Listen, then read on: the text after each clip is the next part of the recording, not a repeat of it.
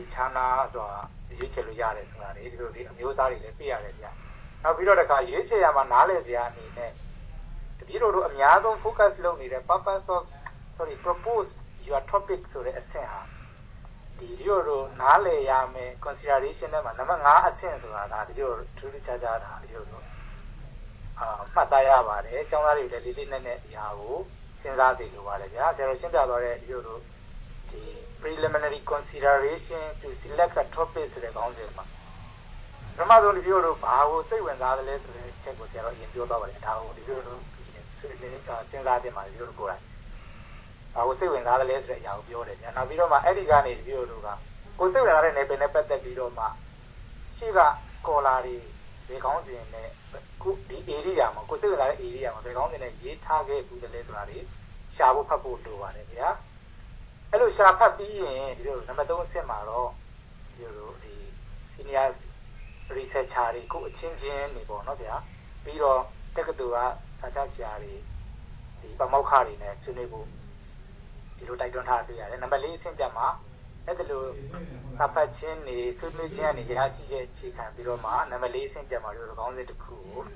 ရွေးချယ်တယ်နံပါတ်5အဆင့်ကျမှဒီလိုတက္ကသိုလ် propose လုပ်တယ်လို့ဒီလို preliminary consideration မှာဒါဒီလိုအခြေခံကြကြဆွေးနွေးတော့တာနောက်တစ်ခုရွေးချယ်ရမယ့်ပုံစံမှာဆိုရင်ဒီလိုခေါင်းစဉ်တစ်ခုမှာ subject ရယ် scope ရယ် methodology ရယ်အခြေခံကြတဲ့ဒီ3ချက်ပါရမယ်ဆိုတော့ဒီလိုအနေနဲ့ထည့်ပြောရင်ဘာကိုပါရမယ်ဆိုတာမျိုးပေါ့ဒါကဒီလိုလည်းစာရန်ဖတ်ပွဲတွေတက်ပူးတယ်နောက်ပြီးတော့ဒီတက္ကသိုလ်က academic presentation တွေများစွာတက်ပူးတယ်နားထောင်ပူးတယ်အဲ့ဒီကရတဲ့အတွေ့အကြုံတွေအရလည်းပဲဒီ3ချက်ဟာဘာကိုပါရမယ်လို့ပြီးတော့ထပ်ဆင့်ပြီးတော့တိုက်တွန်းခြင်းပါတယ်ဗျာမပါခဲ့ရင်ခက်ခဲများစွာတွေ့ရတတ်တာကိုတပြည့်တို့မျက်မြင်ကိုယ်တွေတွေ့ရမှုပါတယ်ဗျာဒါကြောင့်မို့ဒီ3ချက်ရွေးချယ်ရမှာဒီလိုရွေးချယ်မယ့်ပုံစံမှာဒီ3ချက်ကိုပြောတယ်နောက်ပြီးတော့ရွေးချယ်ပုံရွေးချယ်ပြီးမှတော့ဒါပြောစရာကိုမရှိတော့ဘူးဆရာတော်သူဖတ်ခဲ့ဘူးတဲ့သူရေးခဲ့ဘူးတဲ့စာတမ်းတွေကိုတကယ်ကိုနမူနာထုတ်ပြပြီးတော့မှပြောလို့အတိပဋ္ဌာန်မှာဆိုရင်ဘယ်လိုချင်းကပ်လို့ရတယ်မိစိမပရိပဒါလို့ idea တစ်လုံးနဲ့ကြည်လိုက်ပြီးမယ်သူရဲ့ sub idea အနေနဲ့မိစိမပရိပဒါကိုဒီပြောလို့ဒီ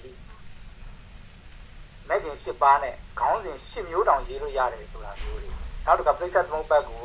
စဉ်းစားပုံစဉ်းစားနည်းတွေနောက်တစ်ခါ psycho တို့လို body ethic တို့လိုဒီလိုနယ်ပယ်တွေမှာ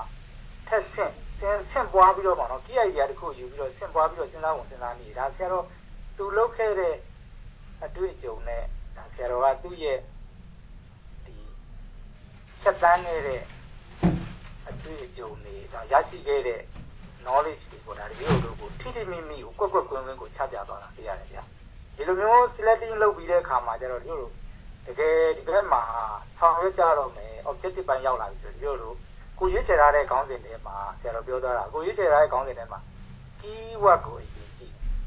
အဲ့ဒီ keyword ကနေမှဒီလို chapter ဘယ်နှခန်းခွဲနိုင်မလဲဆိုတာဆရာတော်ကဒါတခါတည်းစဉ်းစားခိုင်းတယ်ဒါတကယ်လုပ်ရမယ့်အချက်တွေပါဗျာ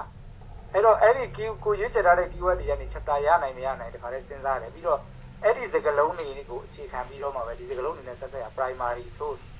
secondary source တွေကိုနှစ်ဆက်ဆက်စာဖတ်ဖို့ဒါဒီလို objective ပိုင်းနဲ့မှပြောသွားတယ်ပြီးပြီဆိုမှစာတွေဖတ်ပြီးပြီဆိုမှအဲ့ဒါနဲ့ပတ်သက်ပြီးဒီလိုresearch aim တွေ research problem တွေ research question တွေလုပ်ဖို့ဆိုတော့ဒါ objective ပိုင်းမှာလည်းပဲဖြည်းဖြည်းမိမိဒီလိုကိုဆွေးနွေးပို့ချပြီးသွားတာကိုဒီလိုများစွာတွေ့ရပါတယ်ဗျာဒါကြောင့်မို့ဒီလိုမျိုးဒီလိုရဲ့ဒီ၄ချိန်မြောက်ဒီတနာနည်းပညာသင်တန်းကြီးမှာဆရာတော်ကနေပြီးတော့မှ selecting a research topic and its objectives ဆိုပြီးတော့ဒီခေါင်းစဉ်နဲ့ကိုဖြည်းဖြည်းမိမိကွက်ကွင်းရှင်းလင်းနဲ့ပို့ချမျှဝေပေးတဲ့အတွက်ဒီလိုတို့ဒီလင်္ကာနိုင်ငံရောက်